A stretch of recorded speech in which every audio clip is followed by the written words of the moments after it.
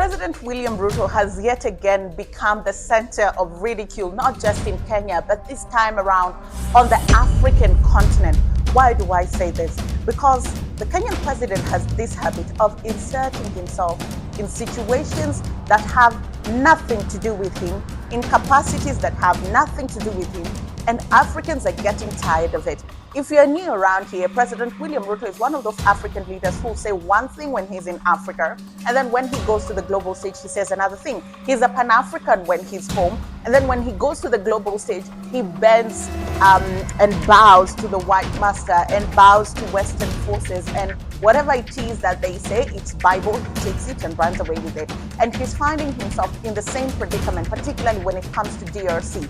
Currently, there's fighting in the eastern part of Congo, and this man has inserted himself, not just in his capacity as the East African Community Chair, but now he has become the global diplomat, speaking to every single Western country with regards to what is happening in the eastern part of DRC. And Africans are asking him, what does France, US, UK have to do with DRC? They are part of the problem. They shouldn't be on the conversation table.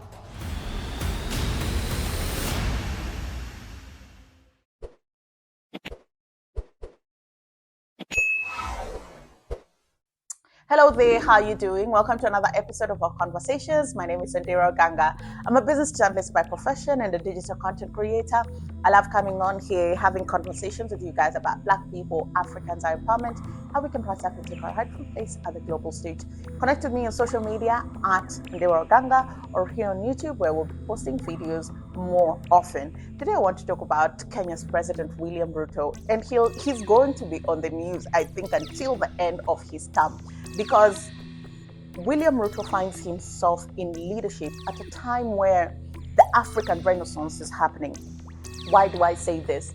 I say this because young Africans are awake, young Africans have studied history, young Africans are able to take everything that has happened in the context of Africa and their relationship with Western powers and try and preempt what's going to happen in the future. Africans are now more interrogative, they're now more questioning, they're now more curious about the nature of the relationship that the continent has with the West. And they also understand that this has not been a symbiotic and mutually beneficial relationship, and it hasn't brought the benefits that we were hoping that it would. And so that fear and adoration that had been imposed in us is being questioned a lot.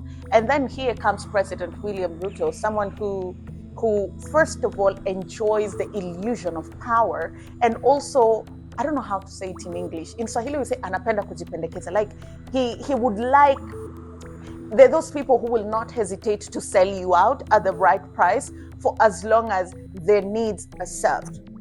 This is the same president who sat on a platform and said, African leaders will not be summoned anymore by the West. If you want to talk to us, talk through the African Union. Wasn't this man in France? Wasn't this man in Italy? Wasn't this man in Russia?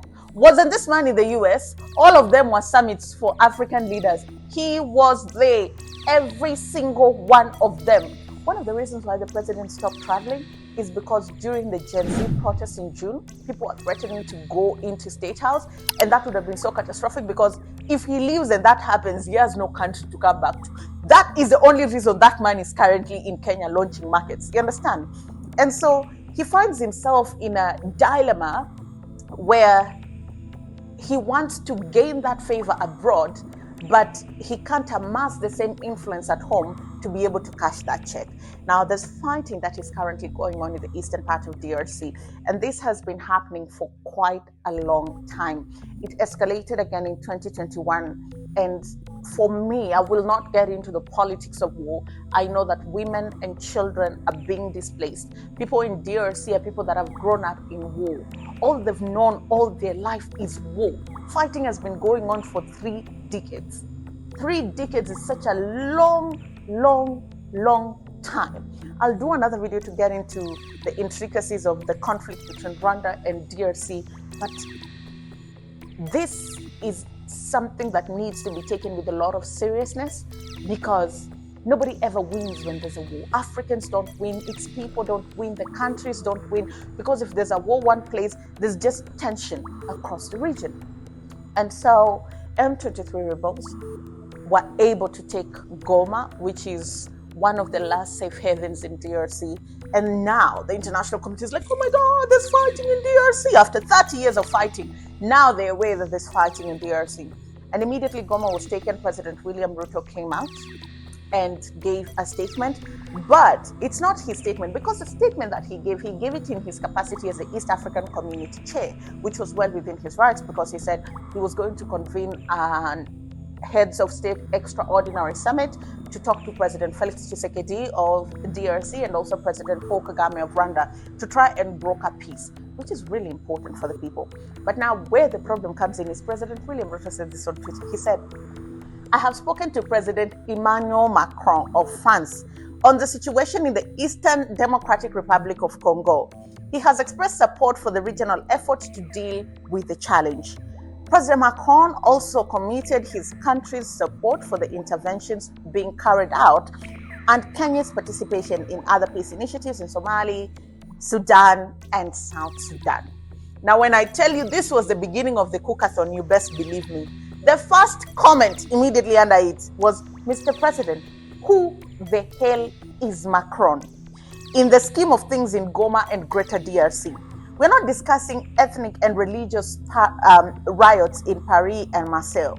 For Allah's sake, to consult little Macron. Rather, let me take that again. For Allah's sake, to consult little Macron. I don't know if this makes sense to you. People are asking him, why is France in a conversation about restoring peace in DRC? We're not talking about riots in Paris. We're not talking about riots in Marseille. We're not talking about riots in any French city. Where does he come in?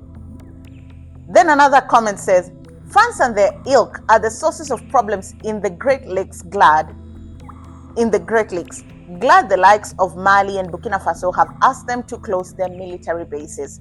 Your Excellency, you should be making contacts with President Kagame, President Tshisekedi, Mzee Museveni, and the President Ramaphosa, whose nationals are actively involved in the Goma issue. Another tweet says, right under that one, France isn't the root of the problem. Drop the tired colonialism excuse. If you want their help, negotiate an agreement.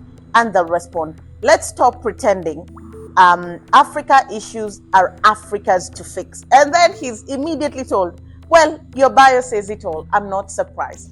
This just goes to say that, and I added that comment so that you know that this is not like the consensus, like there are a couple of people who feel like there's still room for these Western powers to have a say in African matters. But that's what colonization and neo-colonization does to you. It brainwashes you and makes you believe that unless the West or a white man solves a problem, then it's not fully solved. Or unless they're at the table when you're making decisions, then those decisions do not necessarily count. But it's really important that we understand that Africa has gotten to a place where they don't want meddling. They want African issues to be solved by Africans. Africans want solutions to African problems to come from Africa. Just the previous tweet that I read, the second tweet, it was saying, talk to regional leaders, talk to Kagame, talk to Tshisekedi of DRC, talk to President Cyril Ramaphosa of South Africa, talk to President Yoweri Kaguta Museveni of Uganda, because these are the people that are the neighbors of these two countries. These are the people that will have to take the refugees. These are the people that will have to deal with the fallout of the insecurity in that region. So where exactly does France come in? Where? And that person also goes on to talk about how the likes of Mali and Burkina Faso are cutting ties with France. Like, you cannot see your brother saying, I don't talk to that person, and you're running over towards them. There has to be a reason. And also, that is, I feel like that has always been the problem, particularly with Kenyan leaders, where Africa could be going one direction, but there's always Kenya there, just following the colonial masters in whatever direction they're going. But this time around, Africans, and those are just two tweets, like we'll attach the link to that thread and you can go read it, read the comments for yourself, and that just will give you a sense of perspective on how far Africa has come in perceiving African problems as not necessarily entirely caused by Africans, but uniquely African, and they need African solutions.